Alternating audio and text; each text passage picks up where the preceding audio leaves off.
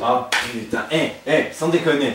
Comment c'était trop de la bombe ce festival! Attends, on a une conférence, on a des interviews, on a des micro-trottoirs. Attends, non mais sans déconner, l'émission de décembre, mais elle va déchirer quoi. Obligé. Bon alors ça en est où ces fichiers? Attends, non mais je m'en fous, tu me les envoies quand? Attends, si t'avais pas oublié les fils de la caméra, on n'en serait pas là du Oui, bah j'attends, mais pas trop longtemps, putain. Moi, il faut que je sorte une émission pour décembre. Non mais tu vas arrêter de ma gueule maintenant. Ouais, t'as fait la part du boulot, bravo, mais je me retrouve avec des cassettes DV. T'as envoyé des cassettes DV. Qu'est-ce que tu veux que je foute avec des cassettes DV? Mais non, j'ai pas de caméra DV, j'ai rien pour récupérer les DV.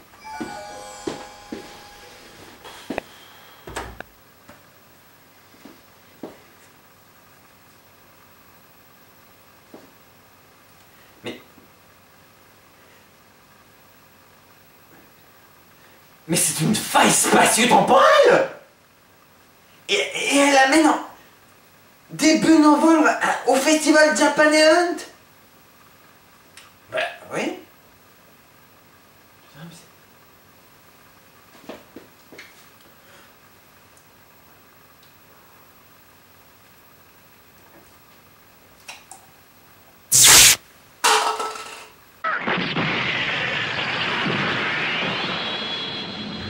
Couteau de cuisine, couteau de salle à manger.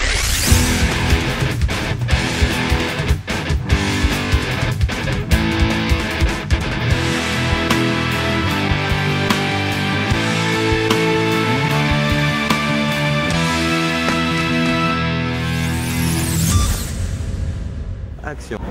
Salut à tous et bienvenue dans Parlons VF, le podcast vidéo consacré au doublage français.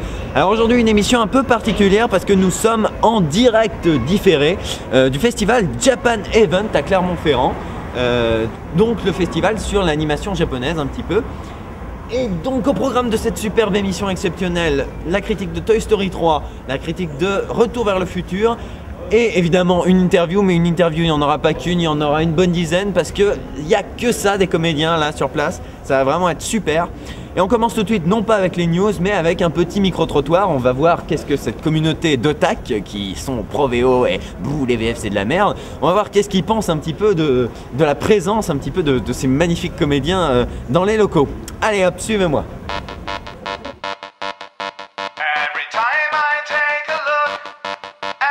Vous, en tant que fan d'animé, qu'est-ce que vous pensez des doublages français des animés japonais? Je dois le dire poliment ou comme je le pense? On fait un podcast vidéo sur le doublage français. Est-ce qu'on peut vous interviewer 30 secondes? C'est pas bien. C'est pas bien du tout. Ouais. Alors vous, en tant que gros otaku et fan de manga, est-ce que vous aimez les VF? Non. D'accord. Ah, c'est nul. Voilà, Bravo.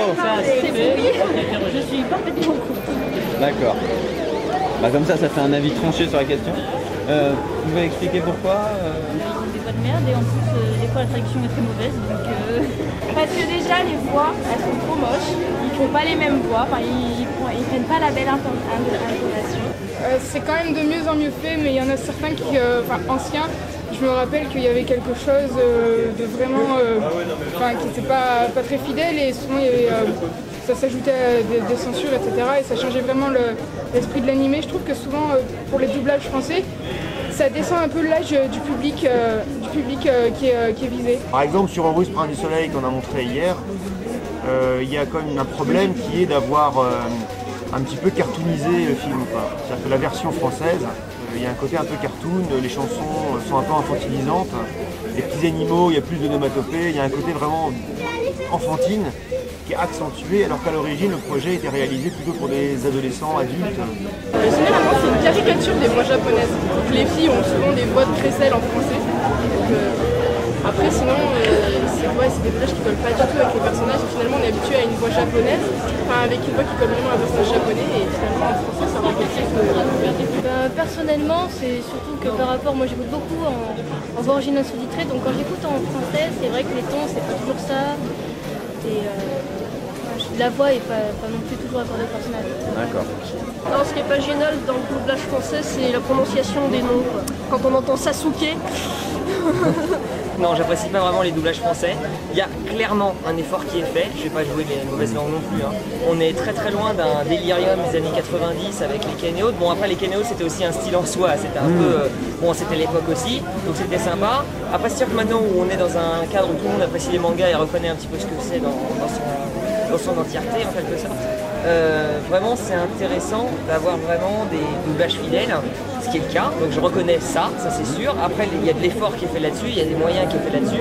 Néanmoins quand on compare vraiment à la qualité, à la sensibilité d'une VO, vraiment il y a encore une grande différence. Et je sais pas si les Français pourront atteindre ça. Après dans les doublages français récents, franchement quand je vois Naruto et Bleach... Genre Naruto, les voix sont vraiment à chier. Par exemple la série Naruto en France, pour moi, le doublage est un raté. La voix de Naruto, ouais, j'avoue.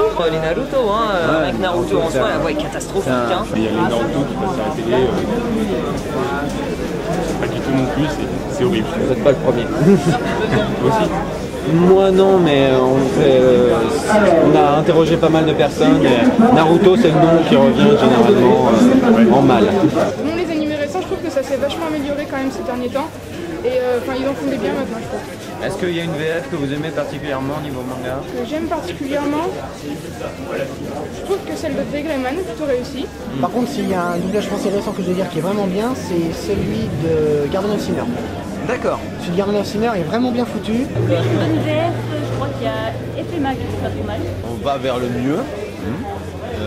Par rapport à il y a 20 ans. Par rapport à il y a 20 ans, on va bien évidemment citer par exemple une série comme Ken le Survivant qui avait eu un doublage à chier, on va le dire. Hein. Ouais. Maintenant, quand on voit des séries comme Gurren Lagann qui sont quand même super bien doublées, qui ont super bien évolué, avec des doublages super réalistes, on pense qu'on va dans le mieux. On n'est pas encore dans la précision et dans la justesse du ton japonais, mais on est vers le mieux. Après, il y a toujours des ratés. Est-ce que vous avez des exemples de bonnes VF d'animés japonais? Noir, Nana. Noir, j'ai bien aimé. Pour mettre la Alchimiste, elle était pas mal aussi. J'ai préféré la VF à la VO. Je trouve que les doublages des derniers films de Ghibli par Bonavista sont vraiment pas mal.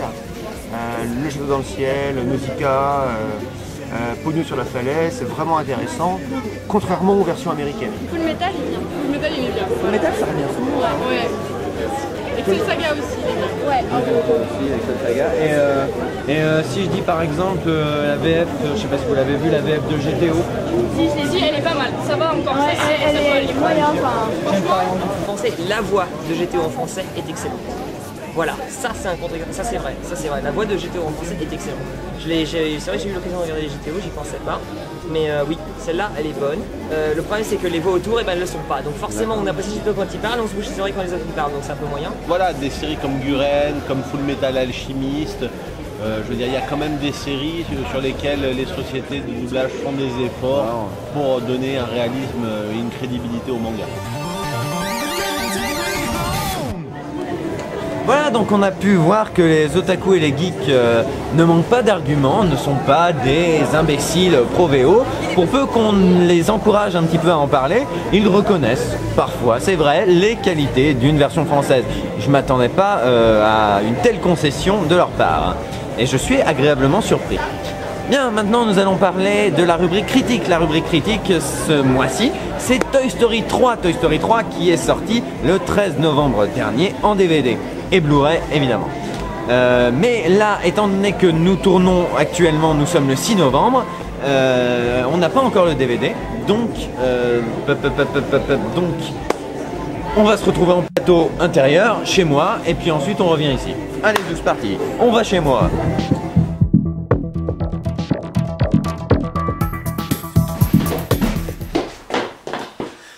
Rebonjour, alors...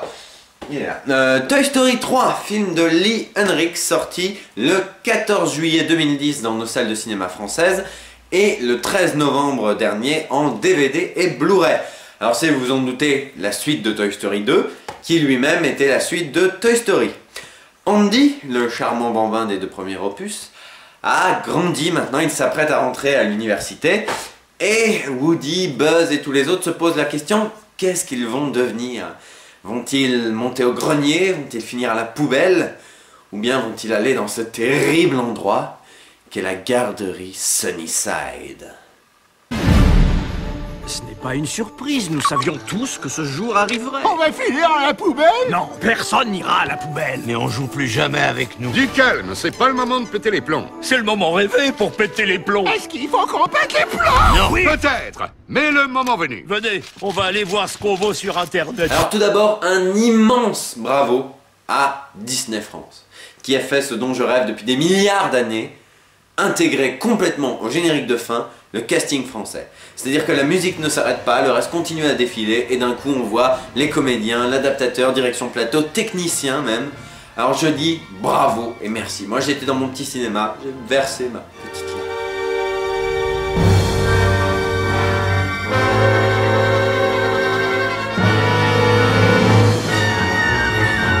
Par contre, gros coup de gueule sur les concepteurs de DVD Disney France, qui sont des sadiques psychopathes à tendance masochiste.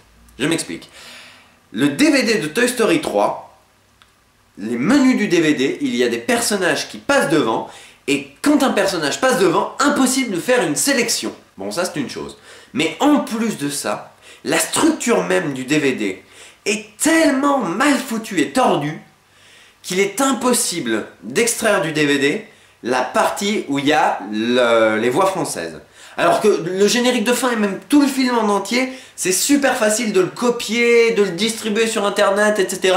Mais la partie où il y a les voix françaises, non. C'est un truc à part, impossible de le copier. Je comprends pas les concepteurs de DVD Disney France.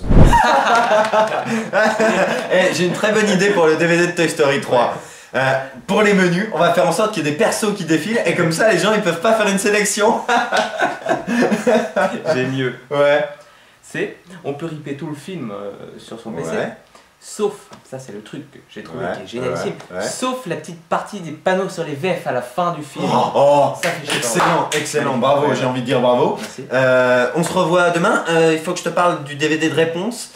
Je pense que ce serait une bonne idée de faire en sorte que le menu du DVD ce soit toute la chevelure. Et en fait, il y a un seul cheveu qui lance le film. Quelle bonne idée. Allez, on se voit demain. Oui, allez, salut. Le doublage de Toy Story 3, comme celui des deux précédents volets, et comme celui de tous les Disney de manière générale, a été fait au studio Dubbing Brothers. Vous commencez sans doute à connaître. L'adaptation est signée Philippe Vidcock, alors vous vous souvenez peut-être de ce nom, j'en avais parlé dans la critique de L'étrange Noël de Monsieur Jack. C'était également lui qui s'est occupé du premier opus. La direction plateau, quant à elle, est signée Sophie Deschaumes. Alors Philippe Vidcock nous livre une adaptation plutôt fidèle à l'original. Alors c'est vrai, certains gags sont mal traduits, mal adaptés, voire même zappés, et des fois francisés, mais de manière générale, c'est plutôt fidèle à l'œuvre originale, c'est assez proche, rien à redire. Tout ça c'est bien gentil, mais je ne sais même pas où je suis. Woody le cowboy, qui est interprété en version originale par Tom Hanks, est doublé en version française par son comédien attitré depuis Turner et Hooch, Jean-Philippe Puy-Martin, ancien de la comédie française. Vous avez déjà pu l'entendre en tant que voix française de Tom Cruise après Yvan Attal.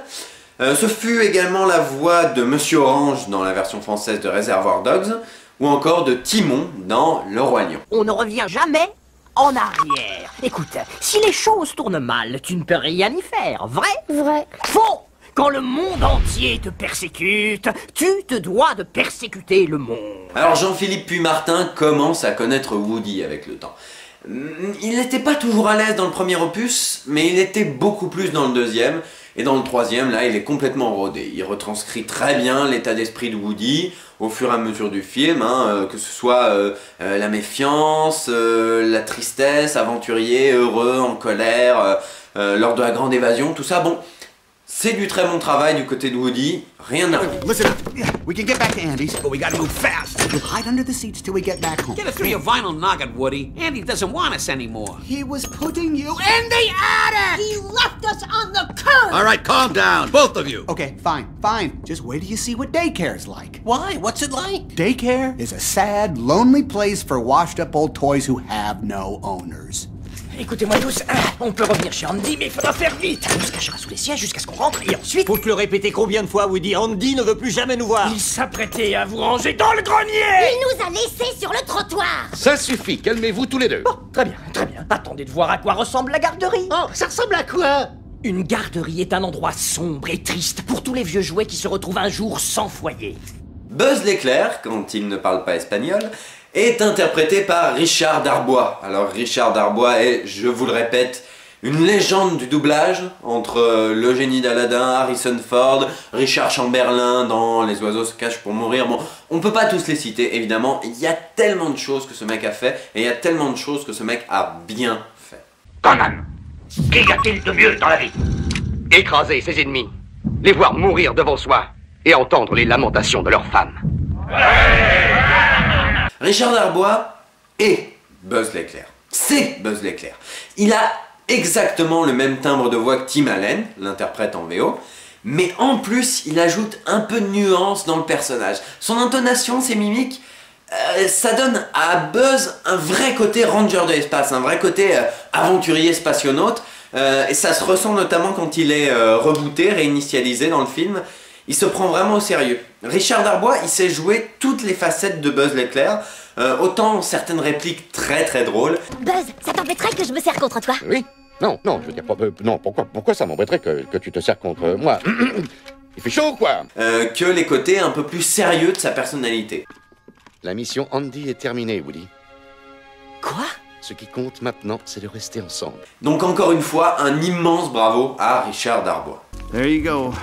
I'm so sorry. Lotso, there's been a mistake. A mistake? The children in the Caterpillar room are not age appropriate for me and my friends. We respectfully request a transfer to the Butterfly room. Well, request, grant. Voilà qui est réglé. Avec toutes mes excuses. Lotso, il y a un problème. Un problème? Les enfants de la salle des chenilles n'ont pas l'âge minimum requis pour mes amis et moi. Nous te transmettons une requête de transfert à la salle des papillons. Eh bien, requête acceptée. Alors Jessie, la reine de la prairie, Yodela Yodelaouti, est doublée par Barbara Tissier. Alors Barbara Tissier, c'est la voix française de Cameron Diaz depuis Marie à tout prix, il me semble.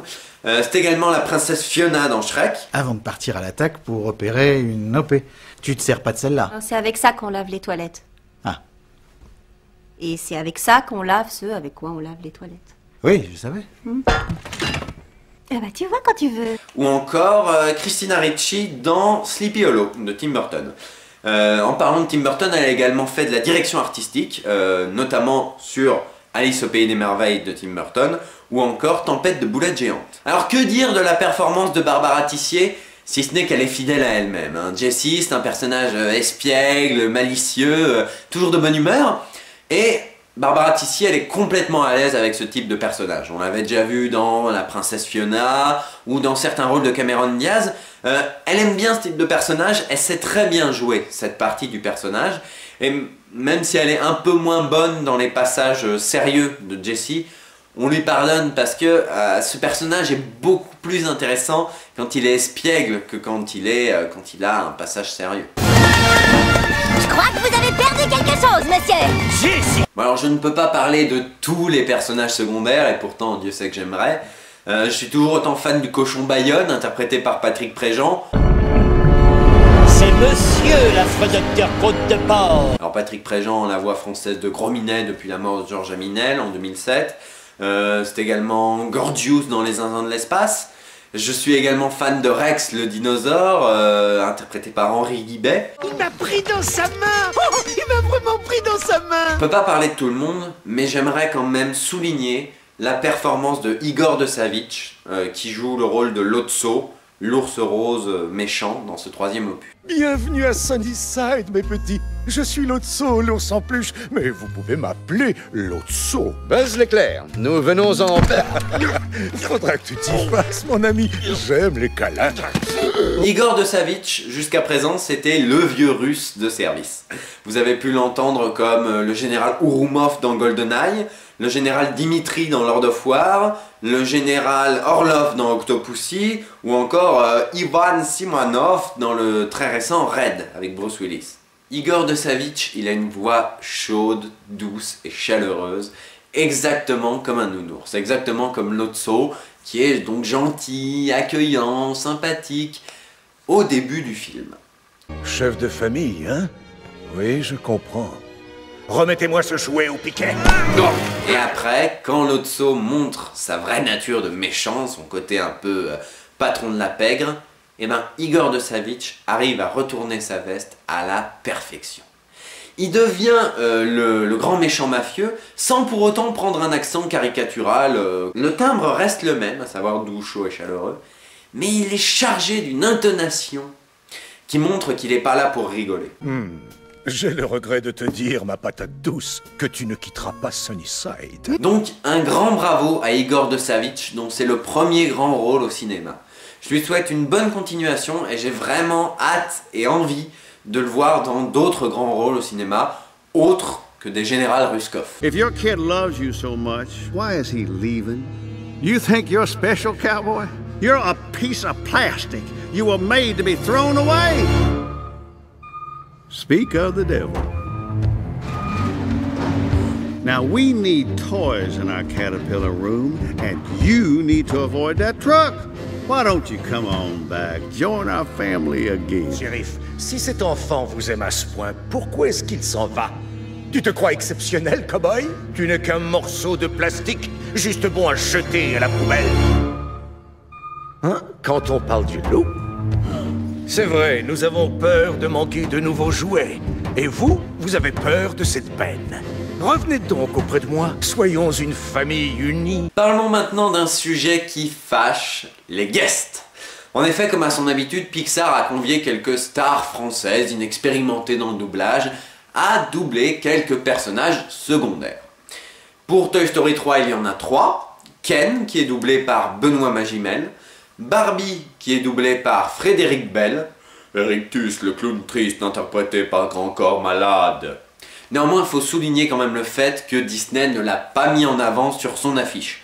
Et c'est, je pense, une bonne chose parce que d'autres studios comme DreamWorks pour Madagascar ne se gênent pas pour le faire. Donc, un bon point pour Disney. Alors, commençons par la prestation de Grand Corps Malade. Il n'a qu'une seule et unique tirade, celle d'un clown dépressif qui raconte sa vie d'une façon totalement monocorde. Donc le choix de Grand Corps Malade était quand même judicieux et partait d'une bonne intention. Oui, j'ai connu Lotso. Un jouet épatant, mon ami. Lui et moi, on avait le même enfant, Daisy. Néanmoins, on ne peut pas s'empêcher de trouver cette tirade, pour le coup transformée en slam, ce qui n'était pas le cas en VO. On ne peut pas s'empêcher de la trouver complètement ridicule, gênante, embarrassante et totalement inutile. Encore une fois, l'idée était bonne, mais Grand Corps Malade n'est pas un acteur. Ce slam, je ne sais pas qui c'est qui l'a écrit, Philippe Vidcock ou Grand Corps Malade, mais en tout cas, il n'est pas bon, ça rime à rien, et en VO, le clown met quand même un peu plus d'émotion dans ce discours. Mais Lotso ne m'avait plus à la bonne. Il n'était plus l'ami de personne. Alors, même si Grand Corps Malade n'est pas à sa place, il n'en est pas de même pour Barbie et Ken, doublés par Frédéric Bell et Benoît Magimel. Alors Frédéric Bell, je ne sais pas si vous vous en souvenez, c'est elle qui interprétait la Minute Blonde sur Canal+, et elle jouait très bien la blonde. Bonsoir, ce soir je reçois le champion du monde du bluff. Non, ce n'est pas l'inventeur de la phrase « Retenez-moi ou je le pète la gueule ». C'est Patrick Bruel. Donc, elle joue parfaitement bien Barbie. C'est un type de personnage qu'elle connaît et elle l'interprète très bien. Alors, certes, elle n'a jamais fait de doublage et ça s'entend, ça se voit surtout au niveau de la synchronisation des lèvres, mais elle s'en sort plutôt bien vraiment et les quelques maladresses labiales sont compensées par un excellent jeu pour Barbie, il faut le reconnaître. C'est à toi tout ça? Mais pourquoi tu m'as jamais invité ici? Maillot de tennis, je sais, regarde ça, kimono de kung-fu, star du campus avec son drapeau assorti, yeah! Une robe indienne. Oh Ken. Terminons avec Ken, doublé par Benoît Magimel. Alors Benoît Magimel, il n'avait pas forcément la tête à l'emploi, mais il a la voix à l'emploi. Cette voix de bellâtre, séducteur, ça colle à merveille avec le personnage de Ken. Ils ont vraiment trouvé le personnage dans lequel il est parfaitement à l'aise. Alors bon, comme Frédéric Bell, il a parfois du mal avec la synchro, il a du mal à être dedans, mais il compense avec un jeu d'acteur qui égale sans problème la version originale. Hey, what do you guys think of the new recruits? Any keepers? Oh, please. Landfill. Cowgirl? Dinosaur? Toddler fodder. But that space guy, he could be useful. You got a little keep to yourself, didn't you, Ken? Hey, lay off, Twitch. Barbie's different. Oh, Mr. Softy over here. What do you expect from a girl's toy? I'm not a girl's toy! I'm not! Why do you guys keep saying On va that? intégrer une des nouvelles recrues dans la bande. Tu plaisantes. À la décharge. La cowgirl? Le dinosaure? Laisse-les aux petits monstres. Pourquoi pas ce spationaute là? Il pourrait être utile. Toi, tu t'en es réservé une? Pas vrai, mon gars. Occupe-toi de tes antennes, Twitch. Barbie est différente. Oh, ce petit se croit dans un conte de fées. Ça ne m'étonne pas, c'est un jouet de fillette. Je ne suis pas un jeu de fillette, d'accord? Pourquoi vous arrêtez pas de dire ça? Alors, quid de ce Toy Story 3?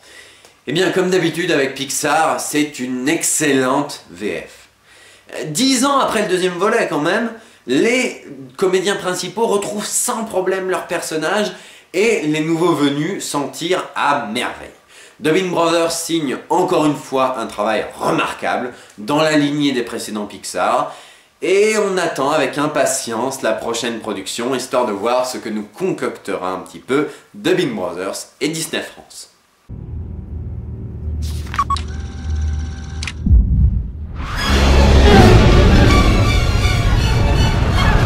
Heureusement, je ne rate jamais le train. C'est ce hors-la-loi qu'il ne faut pas rater. Vers l'infini et au-delà.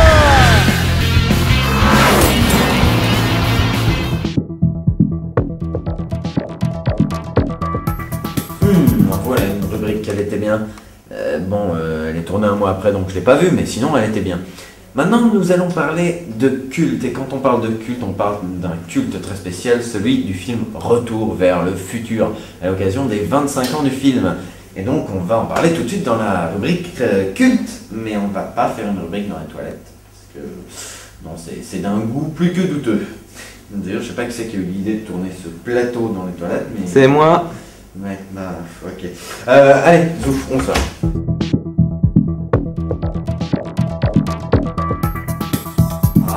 Retour vers le futur.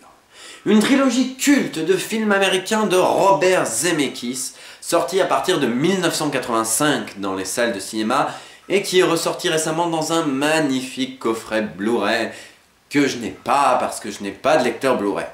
Il raconte l'histoire de... Qu'est-ce que je raconte?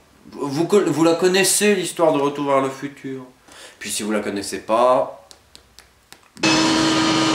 Regarde ça!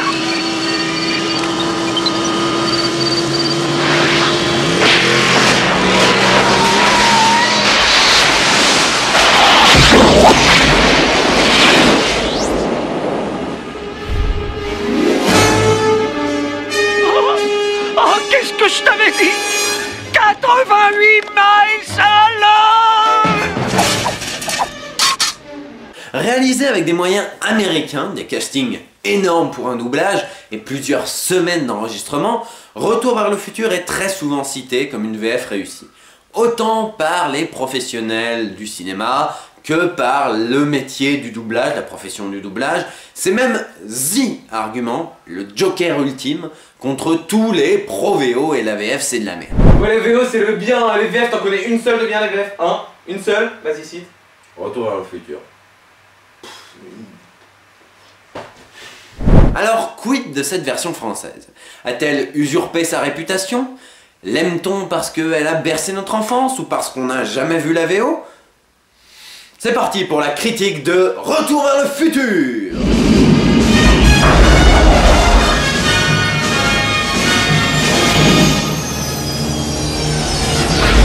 Alors, encore une fois, pas de carton à la fin du DVD, c'est dommage.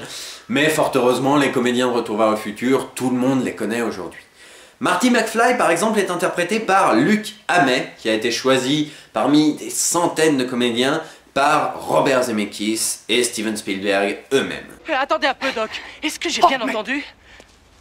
Vous dites que vous avez fabriqué une machine à voyager dans le temps à partir d'une DeLorean? Luc Hamet possède un palmarès assez impressionnant à son actif. Ce fut par exemple la voix française de Roger Rabbit. Je viens chercher de l'aide et qu'est-ce que vous faites? Vous me livrez à la police? Oh non, non, je ne veux pas que vous vous sentiez coupable.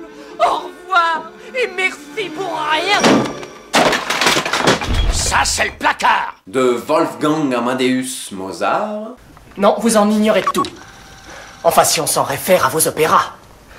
Des sopranos mâles si égosillent, des couples grailles stupides roulent des yeux exorbités. Rien à voir avec l'amour, ce n'est que pure foutaise. De Swan dans le doublage français récent de Phantom of the Paradise. Tu as dit que tu voulais rester jeune éternellement. Eh bien, je suis là pour ça. Mais je suis défoncé, tu n'existes pas. Ou encore de Buster Bunny dans les Tiny Toons. C'est également la voix de Denis Chalandier, le reporter des Guignols de l'info. Il l'a même interprété en chair et en os dans un des bonus du DVD Putain 20 ans des Guignols de l'info. Comment se passe une de leurs journées? Spectacle ou information? Divertissement ou point de vue éditorial? Fromage ou dessert? Ce soir et en exclusivité pour Canal+, vous découvrirez dans Guignols, les coulisses des Guignols, un reportage exclusif sur les coulisses des Guignols. Il double donc dans ce film Michael J. Fox, qu'il suivra ensuite tout au long de sa carrière, de Mars Attack à Spin City, en passant par Atlantide des studios Disney. Monsieur Whitmore, mon grand-père l'aurait vu si c'était une supercherie, moi aussi d'ailleurs. Je parierais ce que j'ai de plus cher au monde, tout ce en quoi je crois qu'il s'agit du manuscrit, le vrai, le seul. Doc Brown, quant à lui, est interprété par Pierre Attet, lui aussi choisi par Zemeckis et Spielberg eux-mêmes. Alors lui aussi possède un CV très impressionnant, c'est Cortex dans Minus et Cortex.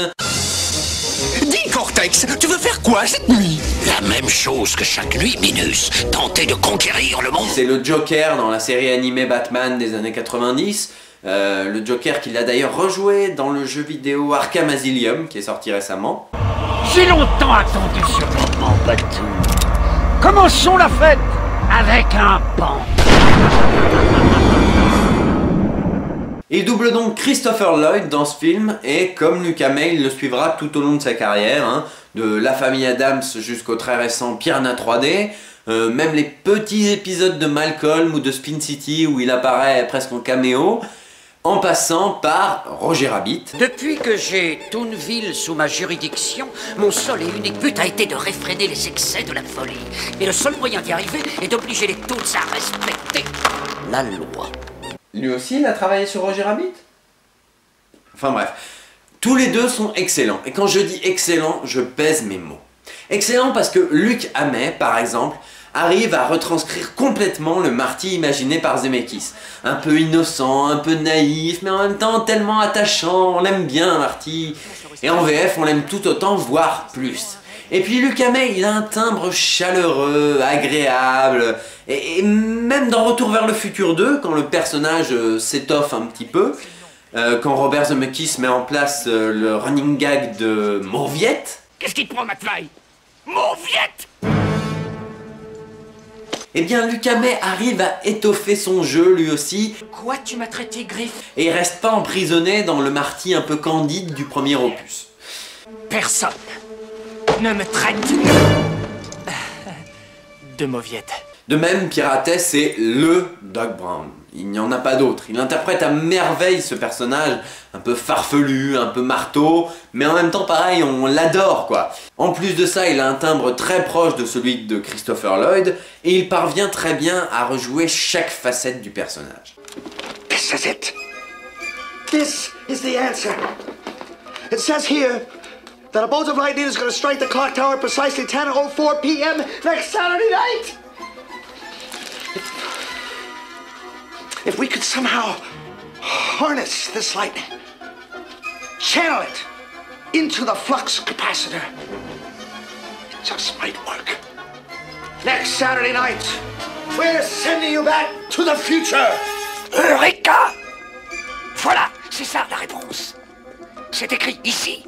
La foudre va s'abattre sur l'horloge de l'hôtel de ville à 10h04 dans la nuit de samedi prochain. Si on pouvait trouver un moyen de canaliser l'énergie de cet éclair, de l'injecter dans le convecteur temporel, ça risque de marcher. Samedi dans la nuit, nous te renverrons vers le futur. Et puis les comédiens sont en interaction permanente. Ça se sent bien qu'ils enregistraient ensemble, ce qui n'est plus systématiquement le cas aujourd'hui. Là, il y a une vraie complicité entre les deux personnages, comme il y avait une complicité entre les deux comédiens pendant le tournage, je suppose. Mais c'est McFly! Biff Tannen, de son côté, le méchant du film, est interprété par Richard Darbois, encore lui, oui. Que dire de plus sur lui, du coup? Par exemple, il a interprété Baby Herman dans Roger Rabbit, encore. Mais combien de fois va-t-il falloir la refaire cette foutue scène? Raoul, je vais dans ma caravane! Je vais me reposer! Excuse-moi, poupée. Mais c'est une manie ou quoi de rappeler les comédiens de Retour vers le futur pour Roger Rabbit? Ah mais attends. Roger Rabbit, c'est pas un film de Zemeckis aussi? Ah bah voilà. Il a bien aimé les voix de Retour vers le futur, du coup il les a rappelées pour Roger Rabbit. Ah bah voilà. Vous voyez qu'on en apprend des choses dans cette émission? La vache. Alors Richard Darbois, c'est un comédien génial, je le redirai jamais assez. Il assure Biff Tannen comme un chef, avec une voix très racaille, très petit con, on a envie de le baffer. C'est à toi que je parle, des sourds McFlan, espèce de crème anglaise? Oh, salut. On voit qu'il s'est vraiment amusé sur le personnage. Et comme Luc Hamet, quand son personnage s'est étoffé dans Retour vers le futur 2, il arrive très bien à faire évoluer son jeu. Il arrive à s'assagir, à prendre plus son temps et à être vraiment méchant. Dans Retour vers le futur 1, Biff est bête et méchant. Dans Retour vers le futur 2, Richard Darbois arrive à le rendre vraiment méchant. C'est drôle. J'aurais jamais cru que le gamin ce serait toi. Alors les autres comédiens sont tout aussi excellents, hein. Autant Céline Monsarrat, la voix française de Julia Roberts, dans le rôle de Lorraine McFly, ou encore Dominique Collignon-Morin, on en avait déjà parlé, dans le rôle de George McFly. Hier soir, Dark Vador est venu sur Terre de la planète Vulcain et il m'a dit que si je n'invitais pas Lorraine, il ferait fondre ma cervelle. Au niveau de l'adaptation, c'est bien mené, bien adapté, un peu francisé. Par exemple, une des scènes du film où Marty en VO est appelé Calvin Klein. Why do you keep calling me Calvin? Well, that is your name, isn't it? Calvin Klein? It's written all over your underwear. Oh, I guess they call you Cal. Eh bien, en version française, il a été changé en Pierre Cardin, qui était un équivalent à l'époque et peut-être un peu plus connu que Calvin Klein. Pierre, mais et pourquoi vous m'appelez toujours Pierre?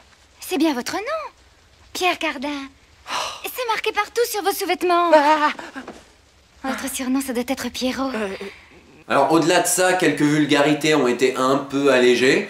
Par exemple, le butthead de Biff Tannen, qui signifie littéralement tête de cul, est devenu en VF banane. Tu veux ma photo, banane? Il y a également quelques son of the... You son of a... qui deviennent espèce de sale. Espèce de sale! Mais en dehors de ça, c'est une adaptation plutôt bien menée, fidèle à l'original, à l'exception des 2,21 gigawatts. Et oui, en VO, ce n'est pas 2,21 gigawatts, mais 1,21 gigawatts. Alors, faute de frappe ou changement pour mieux correspondre aux lèvres, le mystère reste entier. 2,21 gigawatts d'électricité. 2,21 gigawatts! Bien, il est maintenant temps de répondre à la question du début. Retour vers le futur usurpe-t-il sa réputation? Eh bien non, définitivement non. Retour vers le futur, c'est THE VF. Celle dont on aimerait que certains distributeurs peu scrupuleux s'inspirent. Des voix judicieusement et rigoureusement choisies, en partenariat avec les États-Unis et le réalisateur original, des acteurs en interaction constante qui se donnent à fond, une adaptation fidèle bien que légèrement allégée. Nom de Zeus, mais pourquoi toutes les VF ne sont pas comme ça?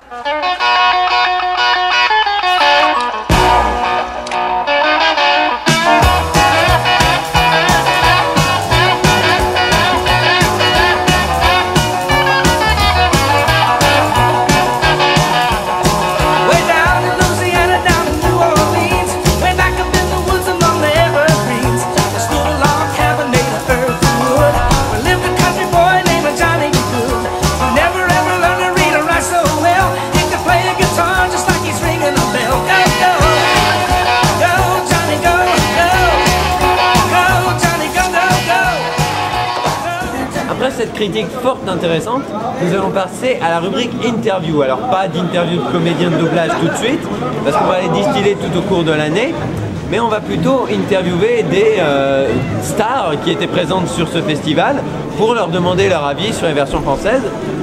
Par exemple, nous avons interviewé les nerds Davy Mourier, Didier Richard et Maëlys Ricordo pour leur demander leur avis sur le doublage français de manière générale.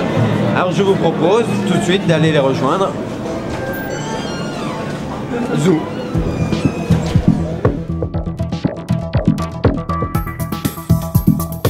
Eh bien aujourd'hui nous sommes avec Maëlys, Didier et Davy.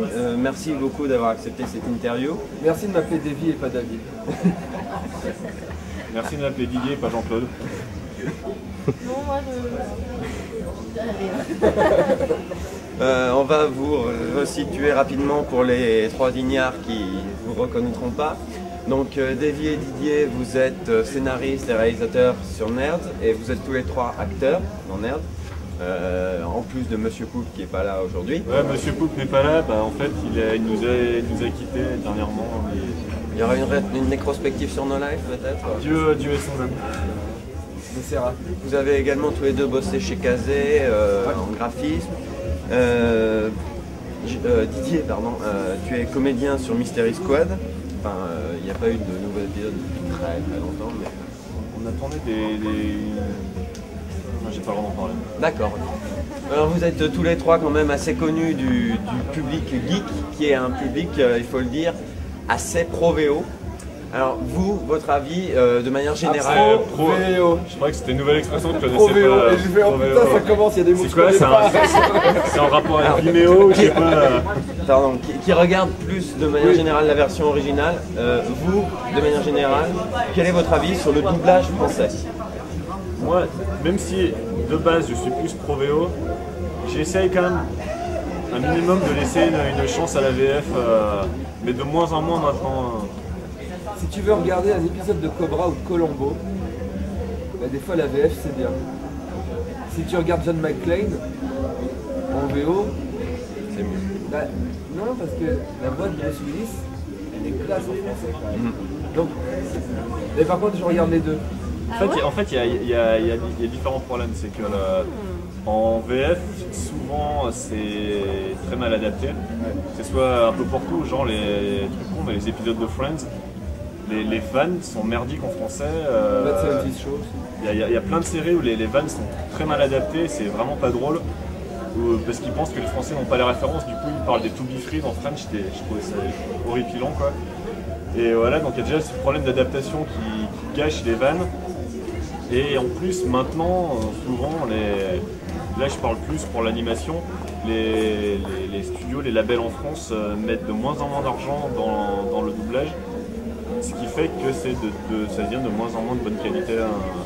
Il y a rarement des gens qui mettent des moyens, si c'est pas pour une grosse diffusion télé, d'avoir des bons doubleurs et un travail efficace. Mais moi je trouve que c'est hyper différent si c'est un film ou si c'est un dessin animé par exemple. Parce que je trouve que pour un film, moi je ne vais jamais voir une version VF, quoi. Mais notamment parce que je trouve même l'ambiance, je sais pas, tout me paraît fou en fait, et je trouve qu'on voit vachement, au final même si c'est très bien fait, je trouve qu'on sent quoi, de toute façon qu'il y a un doublage, qu'il y a un retravail sonore, tout ça, etc. Mais par contre, je trouve un dessin animé, je trouve ça plus questionnant, du coup, parce que du coup, de toute façon, ça a été du doublage à la base, et que du coup, tu peux recréer la même chose, tu vois, si tout n'est pas différent, mais je trouve que ça change tout. Il y a toujours le problème de l'adaptation. Ouais, il y a toujours le problème de l'adaptation. Sur le stand Neko, à l'entrée de la salle polyvalente, vente de goodies, t-shirts.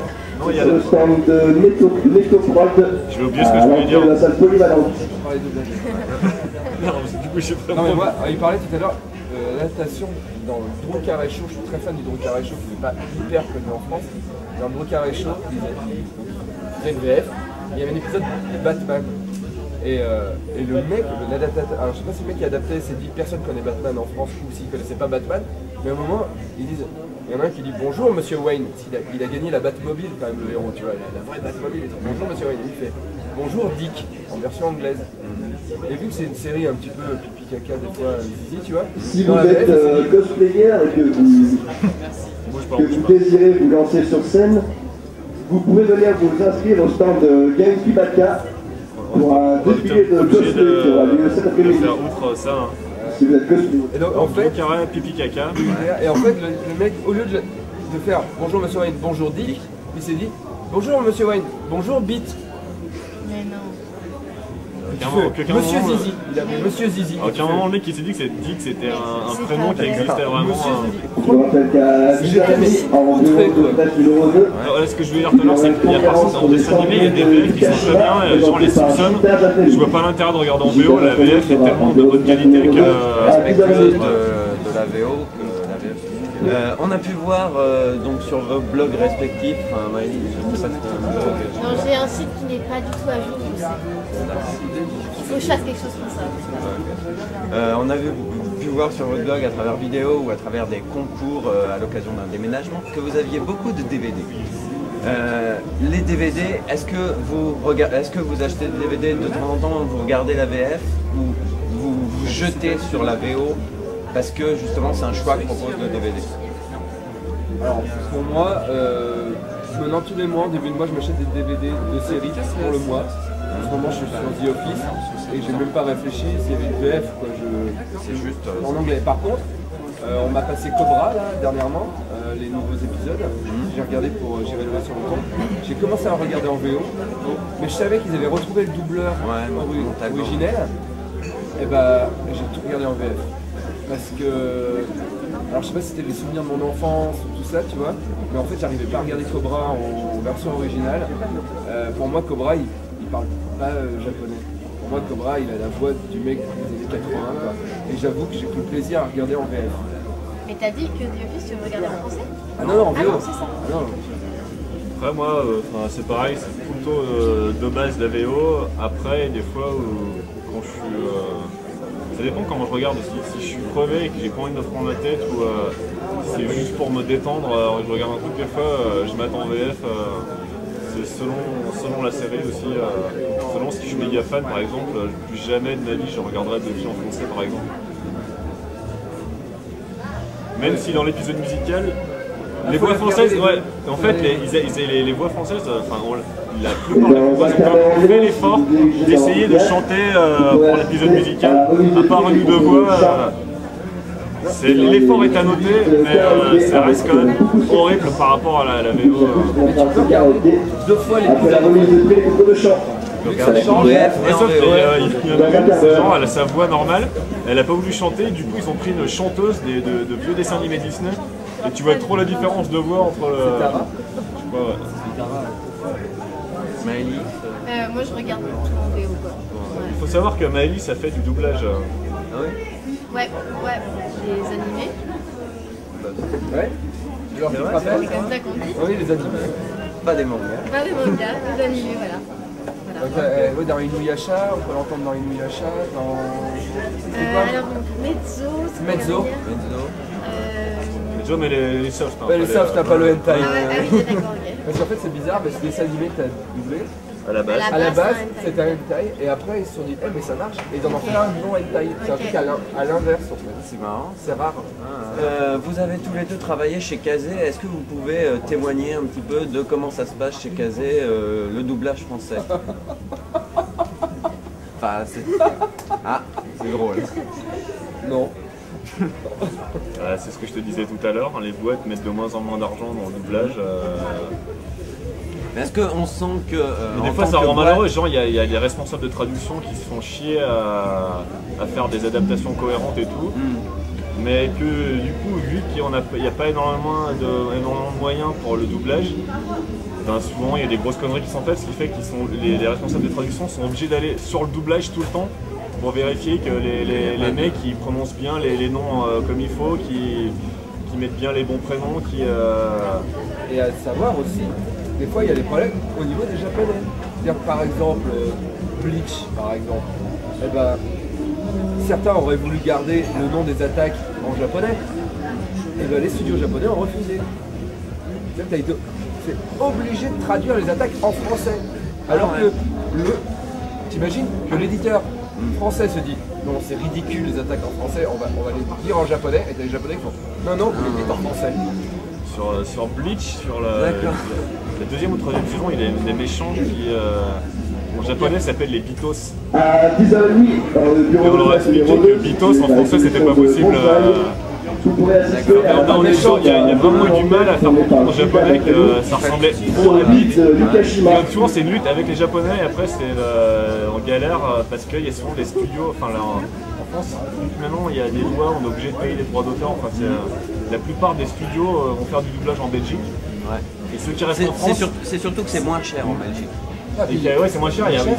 Et les droits d'auteur.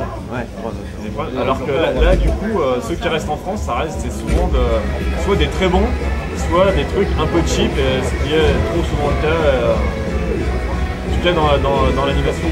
D'accord. Mais Kazé en tant que boîte d'anime, c'est des gens qui quand même aiment ce qu'ils font en tant que boîte. Ou il y a quand même des gens qui n'en ont rien à faire. C'est une boîte qui est là pour faire de l'argent avant tout, quoi. Et il faut rentabiliser un truc et déjà ils mettent une VF que s'ils vont avoir une diffusion télé. Sinon ils vont pas la faire. Non mais enfin le truc c'est que c'est une société qui est là pour faire de l'argent quand même aussi, tu vois, il y a plein de gens derrière, etc. Donc à un moment ou à un autre, tu es obligé de... le monde du DVD ne va pas hyper bien non plus, tu vois. Donc tu fais des cours Si vous souhaitez chanter du karaoké, les comédiens, ça vous pouvez vous diriger dans l'amphithéâtre. Par exemple, quand ils avaient fait GTO, vu que Canal avait acheté la série, c'était Canal qui avait payé les doubleurs. Du coup, c'est Canal qui a choisi les doubleurs. Autant là, il y a eu du blé et le doublage est de merdique, quoi. C'est vraiment. Davy, je ne pense pas me tromper en disant que tu es fan de Doctor Who. Et Didier, tu es fan de l'inspecteur Derrick, si on en croit. Donc, quand vous regardez ces séries-là, est-ce que c'est Réflex VO ou est-ce qu'on regarde en VF? Alors Derrick en VO, je crois que Doctor Who, la question se pose pas, c'est Réflex VO. Et Derrick, la question se pose pas, c'est tellement plus drôle avec un doublage de merde qui date des années 80. Ah ouais, Doctor Who, c'est impossible en France. Même pour les doublages récents, des séries récentes. Non, c'est pas possible. Moi, j'ai aimé en... Derrick en allemand, j'aimerais bien en voir un quand même. Parce que l'allemand c'est tellement moche comme langue que j'ai jamais... Ouais, mais non, Doctor Who c'est impossible en fait. Doctor Who, impossible. Comme Buffy, impossible. D'accord. Et n'hésitez pas à vous diriger vers le fond de la salle polyvalente. Vous parliez de l'argent mis dans les doublages, on va parler plus de doublage de films, ça se fait moins sur les animés. Parfois on appelle des stars pour doubler. Je suis totalement contre. Voilà. C'est de la merde. Alors, le truc c'est qu'aux États-Unis ils font souvent appel à des guests connus. Parce qu'aux États-Unis déjà souvent tous les comédiens refont leur voix en post-prod. Donc ils sont tous habitués et ils maîtrisent leur voix. En France, comédien de doublage c'est un vrai métier par entière parce qu'ils ont une vraie maîtrise de leur voix, c'est un vrai instrument. Et quand on prend des guests, genre... Ils sont vilains. Comme quand tu prends Corey pour faire la voix de Jack Black dans le film, c'est juste horrible. Quand tu prends Thierry Lhermitte, ça a beau être un bon comédien, c'est pas un comédien de doublage, sa voix, enfin il sait pas bien jouer de sa voix pour... Je suis d'accord avec toi. Il y a les comédiens de doublage et les comédiens... En France, c'est totalement différent. Regarde les doublages de Koé. Koé, c'est vrai. Mais est-ce qu'il y a des contre-exemples comme Alain Chabat dans Shrek? Est-ce que c'est un mauvais choix ou... Le problème c'est qu'on a une certaine tendresse pour Alain Chabat qui est très drôle et pour sa carrière, mais une fois de plus, si on parle juste en termes de voix et de jeu, c'est pas un comédien de doublage. Même si je suis ultra fan et que je respecte tout ce qu'il a fait, niveau, il a pas la vraie maîtrise de sa voix comme n'importe quel autre. Moi je serais plutôt pour qu'ils prennent les voix françaises des comédiens américains qui prennent quoi. Comme Mike Myers en VO, il maîtrise quoi. Sami Nasseri qui fait une tortue. Putain, Sami. L'enfer. L'enfer. Dans quel film ça? Dans Nemo. Nemo. Tu sais les tortues. Ah oui, oui. C'est Sami Nasseri qui se sont dit, hey, il a fait Taxi. Donc c'était une voiture un peu, et vu que les tortues c'est un peu des voitures, on va mettre Sami Nasseri. Alors Sami Nasseri déjà qui est un mauvais comédien, en général, en vrai, tu vois, même quand il bouge son visage, ça va. Ouais, moi je me prononce pas là-dessus, j'ai trop peur de lui. Bon, il mange les enfants. Il joue pas si mal. Mais alors, putain, il fait une tortue. Moi, le mec, il a jamais su. Enfin, on voit qu'il a jamais été une tortue. Quoi. Récemment, le truc qui m'a le plus choqué, c'est Grand Corps Malade qui fait la voix du clown dans le délire Slam dans Toy Story. Mais j'ai eu envie de mourir, quoi. Est-ce que il y a, dans tout ce que vous avez regardé, est-ce qu'il y a une VF coup de cœur, une VF que vraiment vous appréciez, que vous trouvez particulièrement réussie et que vous avez envie de le souligner? Les Simpsons, Philippe et Rémi Cochon. Il y aura une dédicace de l'influenceur par Monkey, ainsi qu'une dédicace des mangas sur le stand de SPBD à partir de 14h. Et est-ce qu'à l'inverse, il y a une une VF, mais vraiment particulièrement horrible qu'il faut conseiller à personne? Friends, elle est assez horrible, l'adaptation est horrible, et en plus le clash avec les comédiens qui font qu'au bout de la 7ème saison, t'as la moitié des comédiens qui ont été remplacés. C'est juste naze, c'est une chaîne comme Frodo et accepter ça, que AB et accepter ça, c'est horrible. Drew Carey Show, moi je suis très fan de Drew Carey Show. Et au-delà du doublage, c'est l'adaptation. Vraiment, je crache sur l'adaptation. Je sais que les gens qui en adaptent. Enfin, je sais que c'est dur d'avoir quelqu'un qui sait parler plusieurs langues et avoir de là c'est peut-être dur, tu vois. Non, c'est pas qu'une question d'humour, c'est aussi que les mecs, faut qu'ils arrêtent de prendre les français pour les cons. C'est pas parce que lui, il n'y a pas la référence que tu traduis, enfin, c'est pas la peine de... Plus pour Denis sur Karate Boy, l'avant-dernier épisode de la saison 1, il y a redoublage, un doublage de 91. Est-ce que tu peux expliquer un peu pourquoi? L'idée dans Karate Boy, c'est que chaque épisode, il y a une idée pourrie. Une idée pourrie, on développe du cinéma, une mauvaise idée. Et donc là, c'est le doublage français des années 80. Et je trouvais ça hyper drôle qu'on échange nos voix avec Poulpe. Et moi, j'ai fait... Alors le Poulpe, lui, il essaye de faire l'acteur qui se donne. Et moi j'essaye de faire vraiment l'acteur qui joue mal. Ah mais tu vois, que ça. Et je suis assez content de cet épisode, ça rend plutôt bien quoi. Puis bon, les nuls l'avaient fait dans La Cité de la Peur, le redoublage, c'est cool quoi. Sinon je voudrais revenir sur le doublage quand on parle VO-VF, mais souvent, enfin en tout cas en animation japonaise, les doublages japonais sont super mal faits. En fait, ça arrive très souvent où ils s'en foutent de la synchro avec les bouches. C'est que les mecs ils disent leur texte et ça arrive plein de fois où ça correspond pas, ou c'est ce qu'il y a avant ou après, ils s'en battent un peu les couilles. Donc tu vois, c'est pour apporter la VO c'est pas systématiquement génial. Même dernièrement, je vais te dire, je crois que la voix japonaise mais très peu pour la photo. Je regarde plus d'animé, mais en fait je crois aussi que c'est parce qu'il y a des mauvais doublages français, et je crois que j'arrive pas à comprendre, quand je regarde des doublages en anglais, quand je regarde des séries en anglais, je comprends un peu des mots, et donc quand il y a des vannes, même qui sont mal traduites, je les pige, tu vois.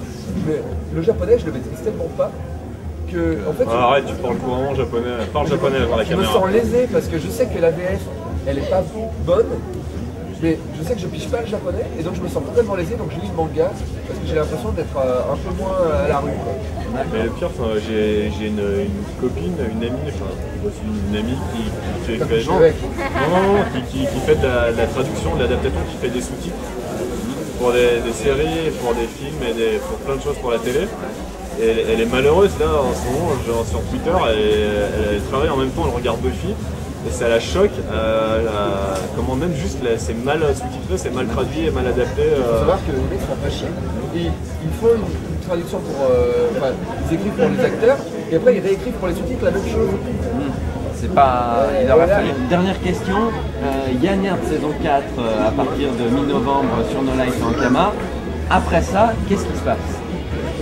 Après Nerd saison un DVD. Ouais, ça. Là on est encore en plein dedans et puis ça va encore durer parce qu'il y a toute la post-prod encore. Là on a les premiers épisodes et encore ils sont pas tout à fait finis. Mais on a encore plein de choses à faire. Là il faut qu'on se voit pour faire les commentaires audio par exemple. Les chansons. Moi il y a un épisode musical, il faut que j'aille enregistrer ma chanson, je suis le dernier qui l'a pas fait. On a tellement de boulot encore qu'on en a. Puis après justement il y a aussi la promo, comme là on est en dédicace en convention. Et après il y aura la sortie DVD, du coup on va repartir en promo, donc c'est on en a encore pour un bout de temps. Ouais, on a encore bien 2 ans de Nerd. Merci beaucoup d'avoir accepté. Est-ce que vous avez juste pour conclure un message à faire passer aux gens qui regardent l'émission, qui pour la plupart aiment bien les VF? Pour vous, on a fait Nerds en VF. Ouais. Mais c'est en VO aussi. On a le choix entre la VO et la VF. C'est pareil. D'accord. Ok. Eh ben merci beaucoup. Franchement merci, c'est super sympa.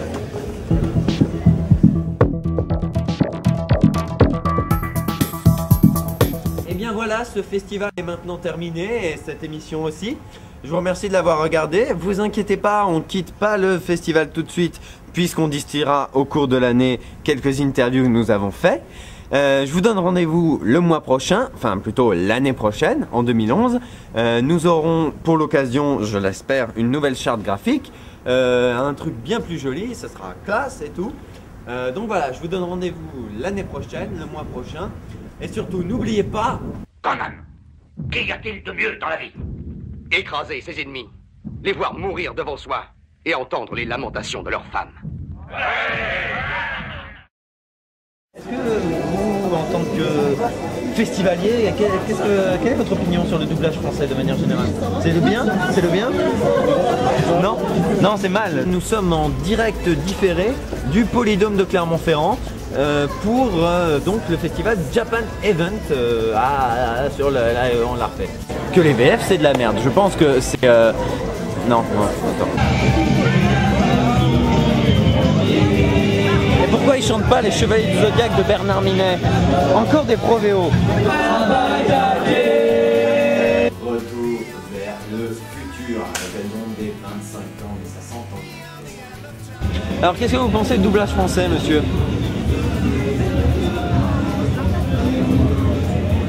Des démonstrations d'aïkido, karaté, judo. On reste plus que 5 minutes. Ouais, c'est bon, on a dit ce qu'on avait à dire. On va finir dans la prochaine convention. On se met pas des messages comme ça. Ça sert à rien, les gens ils écoutent pas. Ou alors toutes les demi-heures. Ouais. Pas toutes les 5 minutes. Mais hier il y en avait beaucoup moins.